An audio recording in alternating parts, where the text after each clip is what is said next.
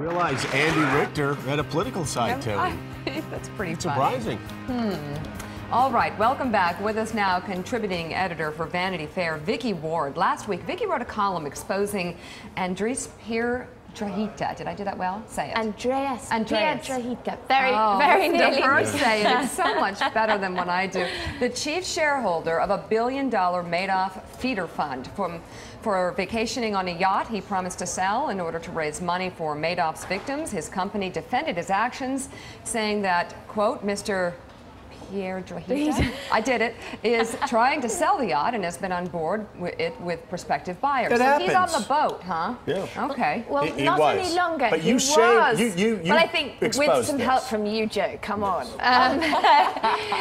Yeah, we were here discussing this last week. He was planning a cruise with some friends. Come on. He was going to pick them up in Dubrovnik, and he called them all and said, "There's this very annoying woman, Vicky Ward, who keeps mentioning the fact that I'm on my boat.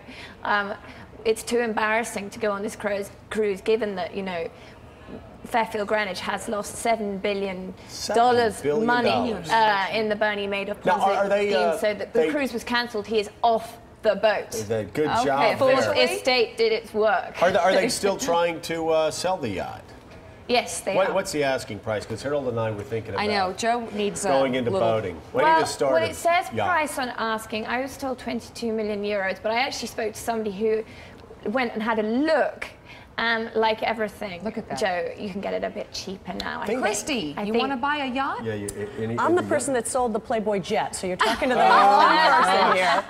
All right. It's amazing how things have changed so quickly in 18 months, though. Yeah. The money that was being tossed around, we really have hit the reset button. I think that's true, and I think we're not going back to rolling back the clock 2 years on a lot of different levels, because I think consumers are going to have to work through their consumer debt, and the government's going to have to work through its deficit, and business is going to have to deleverage. So some of what we used to have is not going to be the same. That's a political problem for Barack Obama and Democrats who come in, and they come in at a time when the economy is. The economy that we've known for the past quarter century has changed. We're being deleveraged.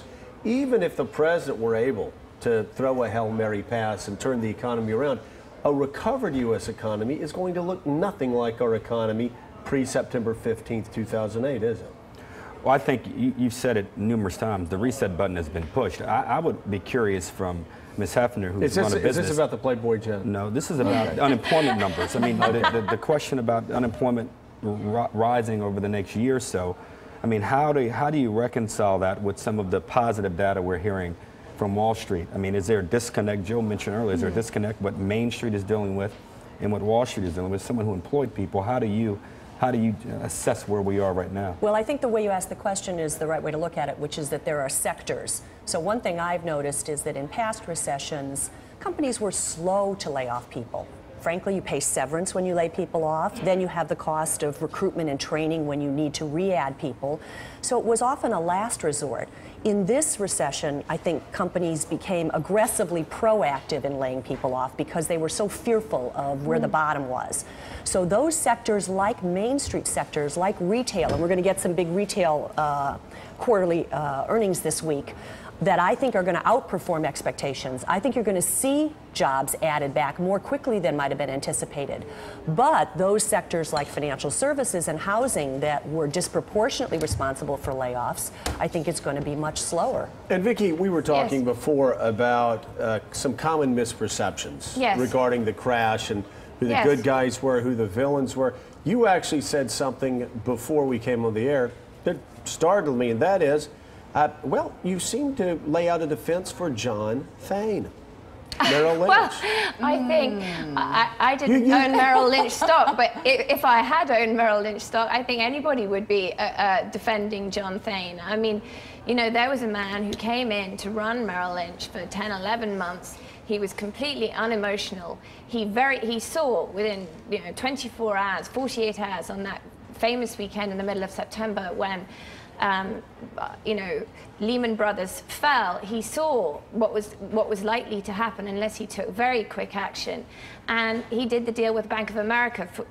And Ken Lewis, as we know, has been criticized, and there's been endless legal questions. But you think Fain actually saved did Merrill a fantastic Lynch job for his shareholders. very quickly on his feet. He thought he was very unemotional, and he said, you know, Merrill Lynch will, unless I do something, this bank goes. You also say Paulson, which this is not the common perception, but Paulson actually did everything he could do to save Lehman Brothers.